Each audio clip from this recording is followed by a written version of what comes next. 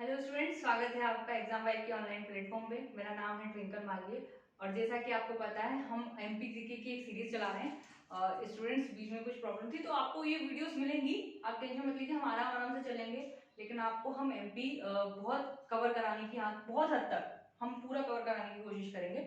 Video थोड़ा सा late बनता है कभी कभी, ठीक है, तो उसमें आपको टेंशन नहीं लेना है, वीडियोस आएंगे, है ना। एमपी को हम जितना यहाँ पर हो पाएगा पूरा समझाने की आपको कोशिश करेंगे। स्टूडेंट्स, आज जो हमारा चैप्टर है वो है मध्य प्रदेश की चट्टानें। ठीक है, आपने इससे पहले सारे लेक्चर आराम से देख लेने, उसके बाद इस पे आना है। ठीक है, तो आपको क्या होगा, ऐसे लिंक बनते ही जाएगी। आज हम पढ़ने वाले हैं मध्य प्रदेश की चट्टानें। सबसे पहले हम ये देख लें चट्टानें होती क्या है ना। हम जब भी चट्टानों की बात करते हैं तो हमारे दिमाग में या तो किसी पहाड़ी जैसी चीजें आती है इमेज करने पे कि हम कोई चट्टान हो रहा है या कोई बड़ा सा पत्थर, इस तरीके की चीजें हमारे दिमाग में आती है। लेकिन आज हम प्रॉपर समझेंगे कि चट्टान होती क्या है। स्टूडेंट्स, ये पृथ्वी है और पृथ्वी के ये भूपटल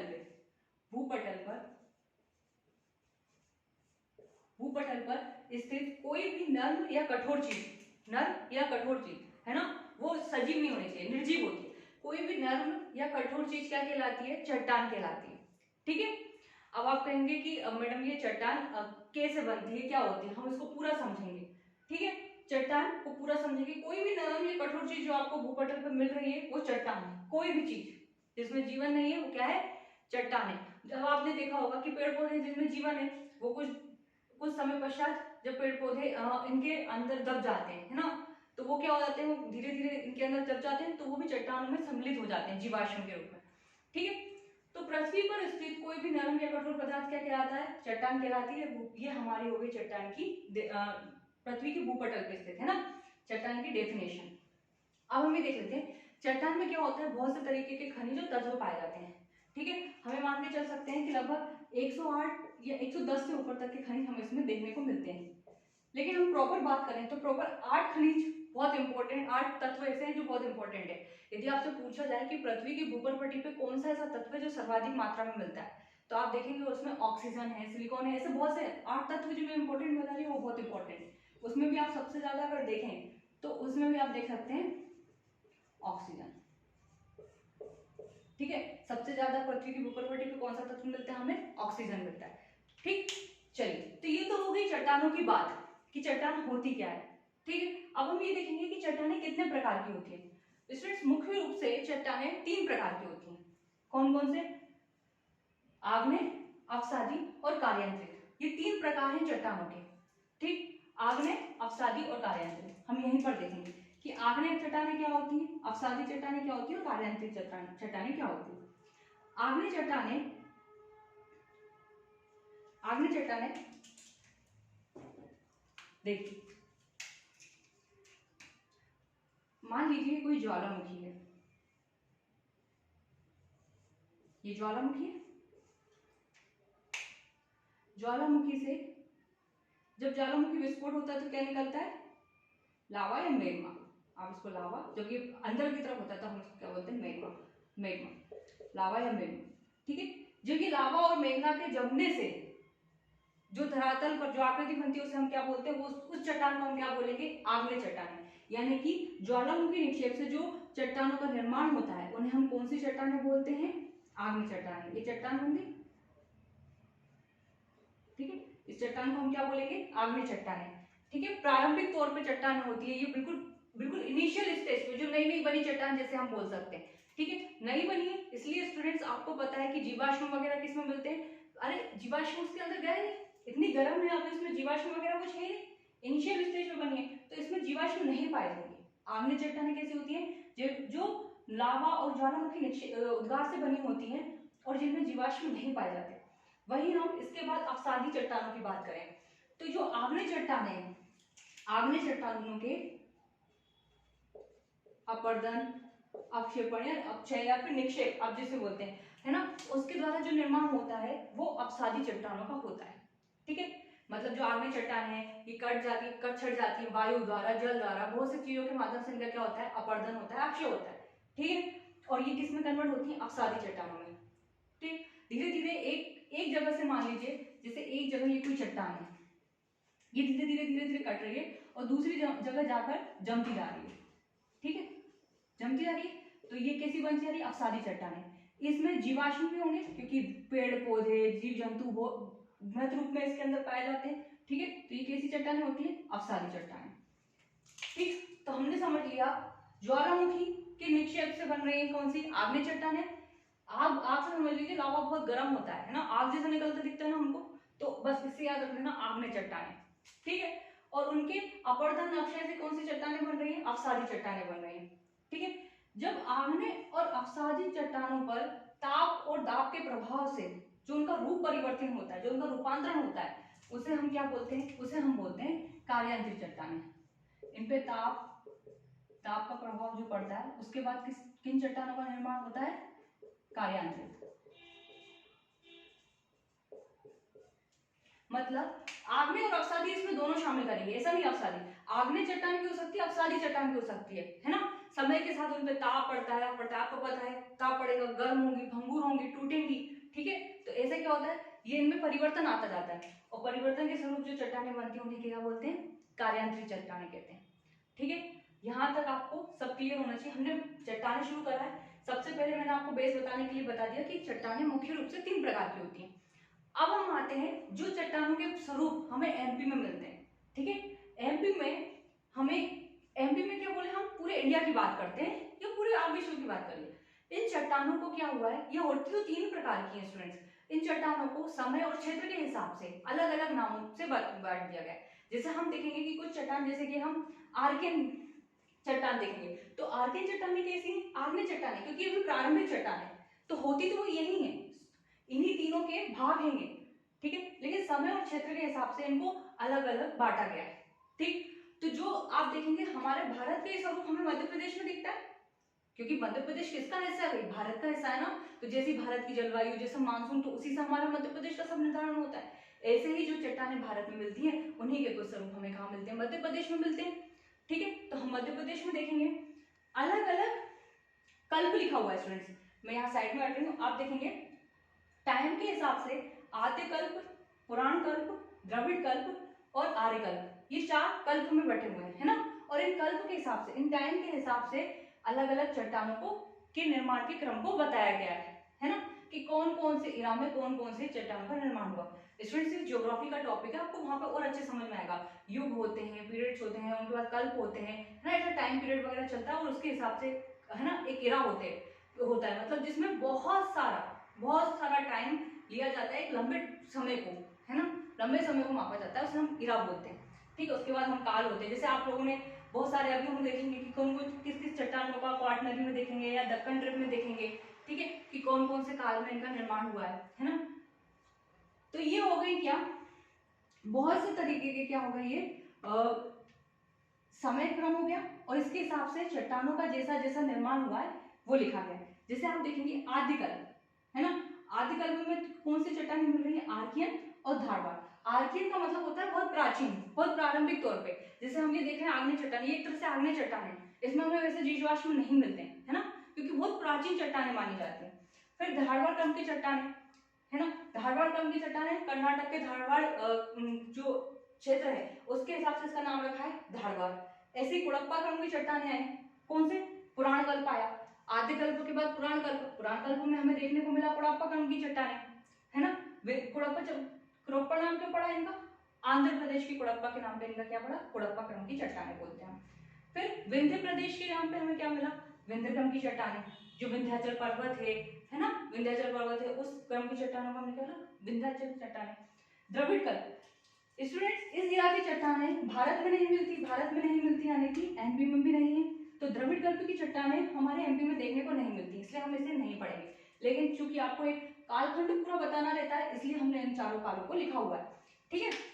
काल्पनिक कल्प या इरा बोल सकते हैं आप इसको, है ना, समझिएगा। कभी कभी क्या होता है, हम लोग फ्लो में कुछ वर्ड बोलते हैं लेकिन आप लोग उसका मीनिंग सही समझिएगा। अब हम आते हैं आर्यकल्प में। आर्यकल्प के कल्प में देखेंगे हम गोंडवाना चट्टानें, आपको गोंडवाना अंगारा लैंड मैंने बताया है। मध्य प्रदेश किसका भाग है? प्रायद्वीपीय भारत का भाग है। प्रायद्वीपीय भारत किससे निर्मित हुआ है? गोंडवाना क्षेत्र से निर्मित हुआ है, तो भाई गोंडवाना क्रम की चट्टानें। दक्कन ट्रिप की चट्टानें, इनका निर्माण किससे हुआ है? ज्वालामुखी क्रिया से हुआ है, दक्कन ट्रिप बोलते हैं। क्वाटरनरी चट्टानें जो नदियां जो निक्षेप जमा करती हैं उससे क्वार्टनरी चट्टानों का निर्माण होता है, इसलिए इन्हें क्या बोलते हैं, क्वार्टनरी क्रम की चट्टान। ठीक है, तो ये पूरी चट्टानें हो गई। बेसिकली चट्टानें 3 तरह की होती हैं, आग्नेय, अवसादी और कार्यांतिक। ठीक है, आग्नेय जो सीधे ज्वालामुखी उद्गार से बनती है, फिर उसमें क्या होता है, समय के साथ उसमें अपक्षय अपवर्तन के स्वरूप अवसादी चट्टानें बनती है, और उसके बाद इन दोनों पे जो ताप और दाब का समय के साथ प्रभाव पड़ता है उससे कार्यांतिक चट्टानों का निर्माण होता है। लेकिन क्षेत्र और समय के हिसाब से इनको इतने भागों में बांटा गया है। हमें क्या करना है, हमें आर्कियन, धारवाड़, कोरप्पा, विंध्य और यहाँ पर गोंडवाना, दक्कन ट्रेप और क्वार्टनरी, इन सब के बारे में डिटेलिंग पढ़नी है। क्या डिटेलिंग पढ़नी है कि भाई इनका ये नाम है तो ये क्यों नाम है। जैसे मैंने आपको बता दिया धारवाड़ चट्टानों का नाम हमने धारवाड़ चट्टानें लिखा है, किस क्षेत्र में मिलती है एमपी के, इनमें कौन कौन से खनिज पाए जाते हैं, ठीक है, कितने भाग में मिलती है, ये सारी चीजें हम इसमें डिटेलिंग करेंगे। आप लोग इसका स्क्रीनशॉट लीजिए, फिर हम पढ़ेंगे किसके बारे में, आर्कियन और धारवाड़ क्रम की चट्टानों के बारे में। ठीक है, चलिए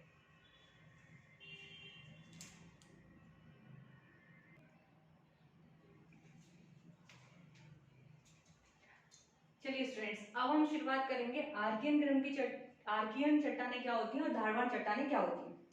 ठीक है, तो हम लोगों ने सबसे पहले ये देखा था ये किस कल्प में विकसित हुई है, ये आदि कल्प में विकसित चट्टान है। कैसे कल्प में विकसित चट्टान है, आदि कल्प में। ठीक है, सबसे पहला पॉइंट तो आप यहाँ डाल सकते हैं। स्टूडेंट्स यहाँ कुछ कुछ विशेषताएं मैं आपको बता दे रही हूँ, आपको और भी डिटेलिंग और भी पॉइंट्स और भी फैक्चुअल चीजें यहाँ पे मिल सकती हैं। ठीक है, और इनमें पाए जाने वाले कुछ खनिज मैं यहाँ पर आपको बता दूंगी, आपको अलग अलग बुक में थोड़े से अलग खनिज भी मिल सकते हैं, लेकिन प्रॉपर ये खनिज भी आप लिख सकते हैं। अगर आप आंसर रेडी कर रहे हैं, आप फैक्ट्स बना रहे हैं, तो उसमें और भी फैक्ट आप इसमें डाल सकते हैं। ठीक है, अभी हम समझने के लिए समझ रहे हैं आर्कियन क्रम की चट्टानें। सबसे पहले मैंने आपको बताया था आर्कियन मतलब क्या होता है, सबसे प्राचीन। ठीक है, ये चट्टानें सबसे प्राचीन चट्टान है, और खास बात क्या है कि ये जो तप्त मेग्मा जो हमने बताया था, जो मेग्मा और लावा है उसके जमने से, और उसमें क्या है, उसमें जो सिकुड़न पड़ती है, सिकुड़न होने से, ठीक है, ठंडा होकर जो वो सिकुड़ता है उससे क्या होता है, इनका निर्माण होता है। इसलिए ये कैसी चट्टानें मानी जाती है, प्रारंभिक चट्टानें मानी जाती हैं। प्रारंभिक चट्टानें सबसे प्राचीन या प्रारंभिक चट्टानें कहते हैं।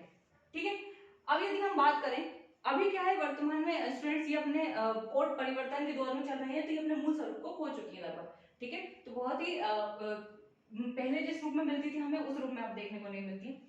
चलिए तो आगे बात करते हैं, सबसे प्राचीन चट्टान है। प्राचीन चट्टानें मैंने आपको बताया था, तो जीवाश्म नहीं होंगे। जीवाश्म क्या है ना, जीवों का अंश जिसमें हमें मिले। कहने का मतलब क्या है, यदि जैसे पेड़ पौधे हैं या जीव जंतु हैं, है ना, इनके जो दबने से, सड़ने होने से जो हमें मिलता है वो जीवाश्म रहता है। ठीक है, तो ये जीवाश्म रहित है क्योंकि इसमें जीवाश्म नहीं मिलते, प्रारंभिक चट्टानें। फिर खनिज की दृष्टि से ये महत्वपूर्ण है, बहुत से तरीके के खनिज मिलते हैं यहाँ पर। यदि हम बात करें तो एमपी के उत्तर उत्तर पूर्व में, उत्तर या उत्तर पूर्व में, जैसे आप देखिए उत्तर की तरफ एमपी के और उत्तर पूर्व में बुंदेलखंड का पठार, मेनली आप इसको डिनोट कर सकते हैं बुंदेलखंड के पठार में, बुंदेलखंड का ये पठार।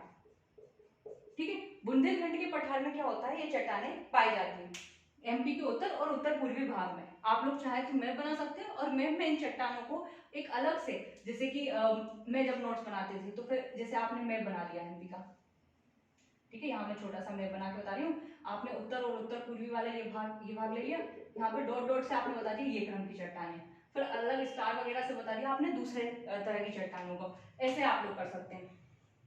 ठीक है, एमपी के लगभग 2/3 भाग पर ये चट्टानें हमें देखने को मिलती हैं, है ना।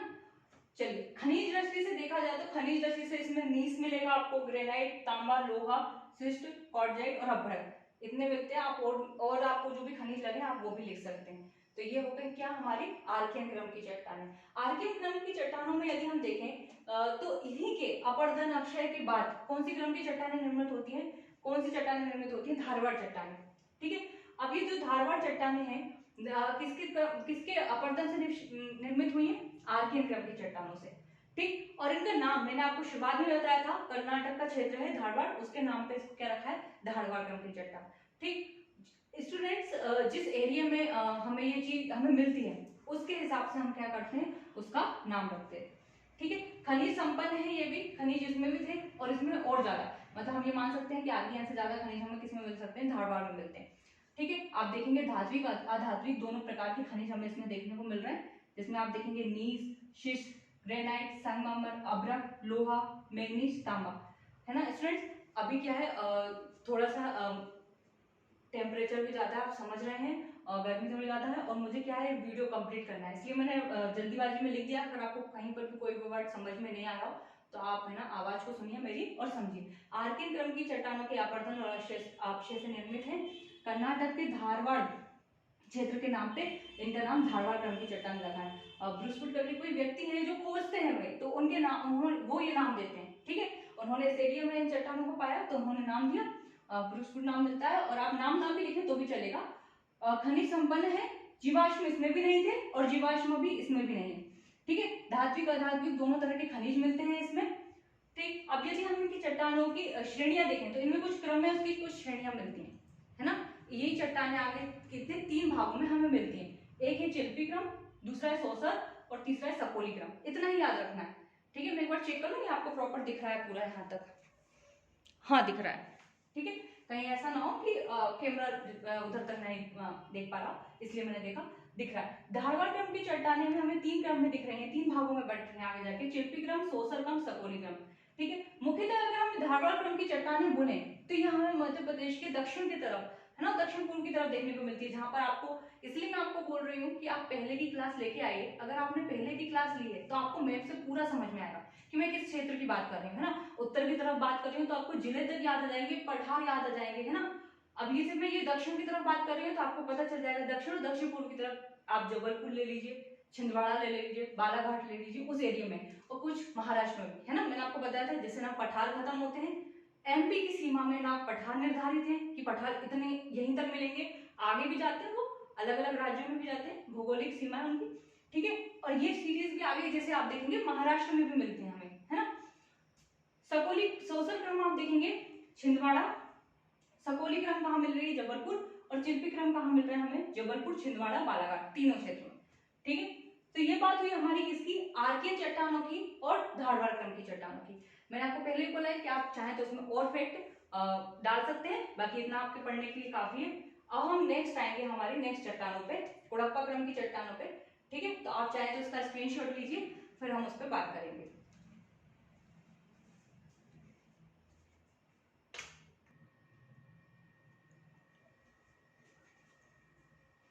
ठीक है स्टूडेंट्स, तो अब हम पढ़ेंगे कुड़प्पा क्रम की चट्टान और विंध्यन चट्टानों के बारे में, ठीक है। तो अभी हमने आर्यन क्रम की चट्टान और धारवाड़ क्रम की चट्टान देख लिया, है ना। और इनका निर्माण किस कल्प में हुआ था, पुराण कल्प में हुआ था, ठीक है। अब हम आर्कियन क्रम की चट्टानों के अपर्दन और अनाच्छादन से जो निक्षेप होते हैं उनके जमाव के कारण ही क्या होता है, इन कुड़प्पा क्रम की चट्टानों का निर्माण हुआ है, ठीक है। प्री कैम्ब्रियन काल में, अभी मैंने आपको बताया कि काल, युग, इरा, है ना, टाइम पीरियड्स जितने भी रहते हैं, है ना, इन सब के बारे में हम कहाँ पढ़ेंगे, ज्योग्राफी में विस्तृत पढ़ेंगे, ठीक है। आप देखेंगे उसमें बहुत से तरीके के, जो आप ज्यूरासिक काल देखते हैं, प्लेस्टोन काल देखते हैं, हेलोसिन काल देखते हैं ना, हेलोसिन, तो ये सब आपको कहाँ पढ़ने में मिलेंगे, ये सब आपको ज्योग्राफी में पढ़ने के मिलेंगे। आपको सिर्फ नाम याद रखना है ना, जिससे आपको याद रहे। अगर हम ज्योग्राफी पढ़ेंगे तो हम इसका डिटेल में पढ़ेंगे कि क्या होते हैं, लेकिन अभी हमको सिर्फ नाम याद रखना है। तो आर्कियन क्रम की चट्टानों के अपर्दन अनाच्छादन से जो निक्षेपों से जमाव अवसादों से, यानी कि उनके अवसाद, अपर्दन के फलस्वरूप जो अवसाद बन रहे हैं उनके जमाव से क्या होता है, इन कुड़प्पा क्रम की चट्टानों का क्या हुआ है, निर्माण हुआ है। प्री कैम्ब्रियन काल में बनी हुई है, जीवाश्म रहित है, मतलब यहाँ पर भी इनमें क्या नहीं मिल रहा, जीवाश्म नहीं मिल रहा है, ठीक है। खनिज कौन कौन से हैं, शेल, क्वार्टजाइट, स्लेट, ठीक है। चूना पत्थर, बलुआ पत्थर, हीरा, इतने तरीके के खनिज यहाँ देखने को मिलते हैं। कुड़प्पा आप देखेंगे हीरा लिखा है, तो हीरा किस क्रम की, किस चट्टानों में मिलता है, कुड़प्पा चट्टानों में मिलता है ना, कुड़प्पा क्रम की चट्टानों में मिलता है, ये आपको याद रखना है। आंध्र प्रदेश के कुड़प्पा नामक क्षेत्र पे इसका क्या रखा गया नाम, मैंने आपको बताया था इनके नाम किसी क्षेत्र स्थान विशेष पे रखे गए, ठीक है। 2 श्रेणी इसकी हमें मिलती है, विजावर और एक ग्वालियर। ग्वालियर श्रेणी से आपको याद है ग्वालियर में मिलेगी, ग्वालियर नाम, विजावर याद रखना है पन्ना, सतना और दमोह, ठीक है। एक मिनट रुकिएगा, चलिए अब हम आ गए किस पे, विंध्यन क्रम की चट्टानों पे। आर्कियन कुड़प्पा क्रम की चट्टानों पर के अपर्दन और अनाच्छादन से क्या बनी है, विंध्यन क्रम की चट्टानें बनी है, ठीक है। एक मिनट रुकिएगा, ठीक है।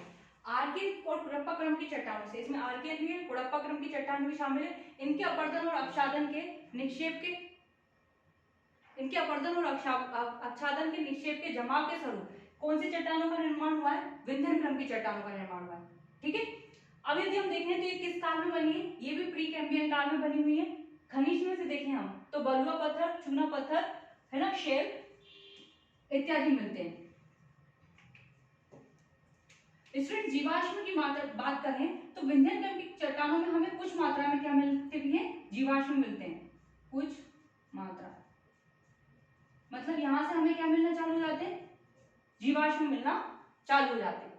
ठीक है, तो और इसके अलावा यहाँ पर आप देखेंगे कि यहाँ पर लाल रंग का बलुआ पत्थर, जो आपने देखा होगा कुछ ऐतिहासिक इमारतें हैं हमारी, ठीक है, कुछ ऐतिहासिक इमारतें हैं जिसमें लाल रंग के पत्थर लगे होते हैं, वो लाल पत्थर हमें किस चट्टानों में मिलते हैं, विंध्यन चट्टानों में मिलते हैं। ठीक है, तो मैंने यहाँ पर लिख दिया लाल रंग। ऐतिहासिक इमारतों में लगे हुए ये लाल रंग के पत्थर हमें कहाँ मिल रहे हैं, विंध्यन चट्टानों में मिल रहा है। कुछ मात्रा में जीवाश्म मिलना चालू हो गए, यानी कि आप समझ रहे हैं कि पहले हमने पढ़ा आर्कियन चट्टानें, धारदार चट्टानें, फिर हमने पढ़ी कुड़ापा चट्टानें, हमें तीनों में जीवाश्म नहीं मिले, फिर हमें जीवाश्म कहाँ मिल रहे हैं, जीवाश्म हमें विंध्यान क्रम की चट्टानों में मिलना चालू हो रहा है। अगर आप देखें तो ये इसका क्षेत्र जो आप देखेंगे विंध्यन वाला क्षेत्र है, जो रीवा पन्ना का पठार, इसीलिए मैंने आपसे बोला कि पहले की हम क्यों लिंक कर रहे हैं, पहले हमने पठार क्यों पढ़ा थी, ताकि आपको जब हम लिखे रीवा पन्ना का पठार तो आपको ये दिमाग में ना आए कि ये क्या होता है। ठीक है, तो रीवा पन्ना के पठार में यहाँ पर आपको क्या मिल रही है, इस क्रम की चट्टानें मिल रही हैं। यदि आप देखें तो इनको दो भाग में बांटा गया है, एक निचला विंध्यन क्रम और एक ऊपरी विंध्यन क्रम। निचला विंध्यन क्रम सागर दमोह इस तरफ से, और ऊपरी विंध्यन क्रम आप देखेंगे पन्ना वगैरह इस तरफ से ऊपर की तरफ। ठीक है, इसमें भी दो श्रेणियां, इधर निचले विंध्यन क्रम में एक श्रेणी हमें मिल रही है किसमें, सेमरी उपक्रम, और ऊपरी विंध्यन में हम देखें तो केमूर, उपक्रम और रीवा और भांडेर, ये तीन मिल रही हैं। ऊपरी की तरफ हमें कितनी मिल रही है, तीन उपक्रम मिलते हैं, यानी कि तीन इसके भाग मिलते हैं, और निचले की तरफ हमें एक सेमरी उपक्रम मिल रहा है। ठीक है, क्षेत्र में आपको बता चुकी हूँ, आपको वहां से याद करना है। स्टूडेंट्स ये जो विंध्यन क्रम की चट्टानें होती है, ये मध्य प्रदेश, उत्तर प्रदेश, राजस्थान, इतने पूरे भाग में हमें मिलती है देखने को। ठीक है, जैसे मैंने आपको बताया था कि ये हमारे राज्य तक सीमित नहीं है चट्टानें, और दूसरे राज्यों तक हमें मिलती है देखने को। आप चाहें तो इसमें और क्षेत्र भी लिख सकते हैं, और भी बहुत सी चीजें, आप बहुत से तरीके के खनिज, उनके उपयोग, बहुत सी तरह की चीजें इसमें ऐड कर सकते हैं। चलिए अब हम आएंगे किस पे, गोंडवाना क्रम की चट्टानों पे। ठीक, जो हमारा लास्ट था द्रविड़ जो द्रविड़ कल्प है ना, उसकी चट्टानें हमारे यहाँ नहीं मिलती हैं। ठीक है, चलिए तो आप इसका स्क्रीनशॉट लीजिए, फिर हम आएंगे नेक्स्ट गोंडवाना क्रम पे।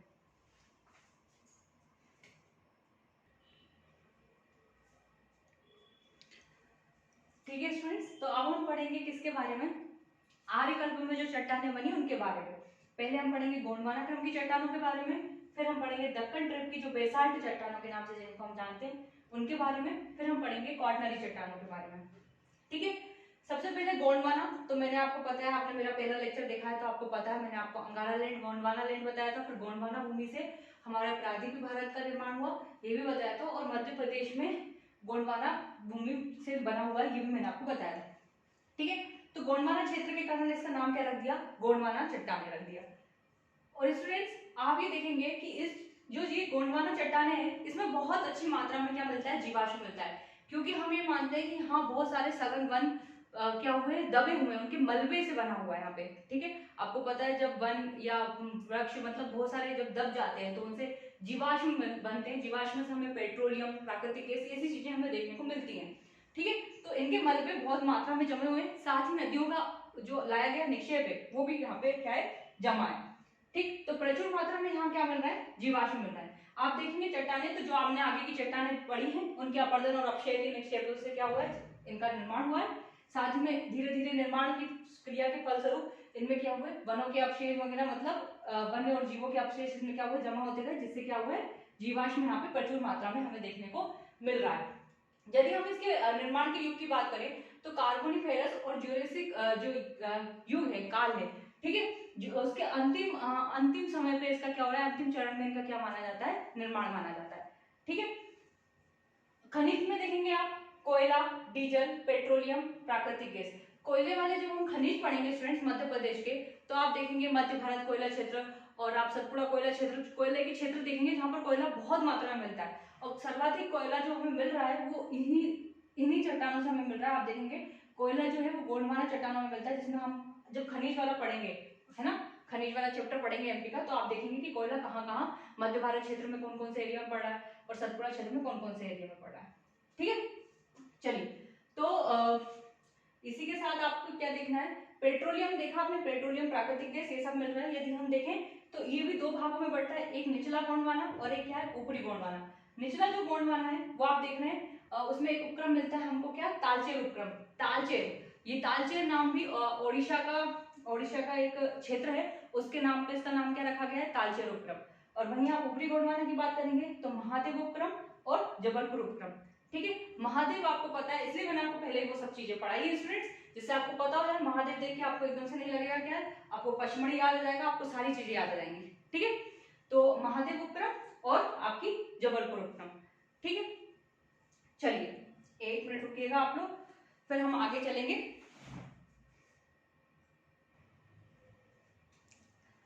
चलिए ठीक है, मुझे लगा था वीडियो रुक गया। क्या होता है, मैं अकेले शूट करती हूँ तो ऐसा हो जाता है कभी कभी कि वीडियो रुक जाता है, इसीलिए आपके कभी कभी वीडियो भी आपको देरी से मिलते हैं, और मैं कभी आधा वीडियो भी डालने का नहीं होता, लेकिन अब ऐसा हुआ करेगा ना तो मैं आपको उतना ही वीडियो आप तक पहुंचाया करूंगी, अगर भले हमारा वीडियो 20 मिनट का ही क्यों ना हो, तो हम उसको आप तक पहुंचाएंगे। ठीक है, तो हम क्या बोल रहे थे, तालचेर उपक्रम और महादेव उपक्रम। महादेव और जबलपुर उपक्रम हम समझ गए, जबलपुर में मिलेगा, महादेव में मिलेगा, ये भी सीधी शेडोल की तरफ मिलता है हमें तालचेर उपक्रम। उड़ीसा का क्षेत्र है तालचेर, वहां से नाम रखा गया तालचेर उपक्रम। अब हम देखते हैं दक्कन ट्रेप की बेसाल्ट चट्टानें। ठीक है, मुख्यतः बेसाल्ट हम इसलिए बोलते हैं इनको क्योंकि इनका जो निर्माण है, हम मान के चलते हैं जो ज्वालामुखी से जो लावा निकलता है ना, उनकी ज्वालामुखी क्रिया से इन चट्टानों का क्या हुआ है, निर्माण हुआ है। किस काल में, क्रिटेशियस युग में। ठीक है, अब ये लावा की जमाव के कारण हुआ है, इसकी इसमें कौन सी मिट्टी मिलती है, यदि इनका हम देखें इनके अपरदन वगैरह से कौन सी मिट्टी का निर्माण होता है, काली मिट्टी का निर्माण। क्योंकि आपको हमने जब मिट्टियां पढ़ाएंगे, अभी नहीं पढ़ाइए, हम आपको मिट्टी पढ़ाएंगे काली मिट्टी क्षेत्र, तो आपको पता चलेगा कि काली मिट्टी का निर्माण कैसे हो रहा है। ये जो लावा चट्टान है, इनके अपरदन और अपक्षय से हो रहा है। क्षेत्र आपको देखेंगे, मालवा का पठार, नर्मदा सोन घाटी, सतपुड़ा क्षेत्र, इसीलिए आपको पर्वत, पठार, मैदान ये सब पढ़ा दिए ताकि आपको ये सब समझ में आए। खनिज देखेंगे आप, लोहा, निकेल, एल्यूमिनियम और भी बहुत से खनिज आप इसमें देख सकते हैं। ठीक है, क्वार्टनरी चट्टानें देखें, प्लीस्टोसीन और होलोसीन। होलोसीन काल में हुआ है। नदियों के अवसाद, नदियां जो अवसाद, नदियां क्या होती है स्टूडेंट्स, अपने साथ बहुत सारा अवसाद जमा कर लाती है। अभी हम बांगर और खादर को भी बोलेंगे, देखेंगे, तो ये जो जमा के लाती है ना, आप देखेंगे इसे नवीन जरूर भी बोलते हैं, क्योंकि हर बार क्या होता है, उस एरिया में की मिट्टी क्या होती थी, नहीं हो जाती है, जहां पर नदियों का बहाव हो जाता है, वो आप बांगर और खादर में अच्छे से पढ़ेंगे। ठीक है, तो नदियों के अवसादों से क्या हुआ है, इन चट्टानों का निर्माण हुआ है। तो ये नदियों के आसपास का जो क्षेत्र है, नदी घाटी क्षेत्र है, जैसे नर्मदा हो गई, ताप्ती हो गई, चंबल हो गई, आपने देखा ये अच्छी बड़ी बड़ी घाटियां रहती हैं, तो इनके आसपास के जो क्षेत्र में जो हमें चट्टानें मिलती हैं वो कैसी मिलती हैं, हमें क्वार्टनरी चट्टानें देखने को मिलती हैं, है ना। प्लीस्टोसीन काल और होलोसीन काल में क्या हुआ है, इनका निर्माण हुआ है, और ये सब किस काल में बनी हुई है स्टूडेंट्स, आर्यकल्प में बनी हुई है। ठीक है, कल्प होता है, काल होता है, युग होता है, ये आपको बाद में समझ में आएगा। अभी सिर्फ आप ये समझ के रखिए कि ये क्या है, ये टाइम पीरियड से। ठीक है, पहले छोटा है, फिर बड़ा है, फिर बड़ा है, उससे बड़ा है, तो कल्प क्या होता है, सबसे बड़ा होता है। ठीक, चलिए, तो ये हो गई हमारी चट्टानें स्टूडेंट्स, इतना ही आपको चट्टानों के बारे में समझना था और पढ़ना था। अभी मैं यहाँ से हटूंगी, आप इसका स्क्रीनशॉट लेना। नेक्स्ट हम जो क्लास लाएंगे वो हम मिट्टियों पे करेंगे। ठीक है, तो जितनी जल्दी से जल्दी होगा आपके पास मिट्टियों वाली क्लास पहुंचेगी। चलिए, तो ये क्लास आपको कैसी लगी, कमेंट लिखना है, लाइक करना है, शेयर करना है, सब्सक्राइब करना है। Thank you.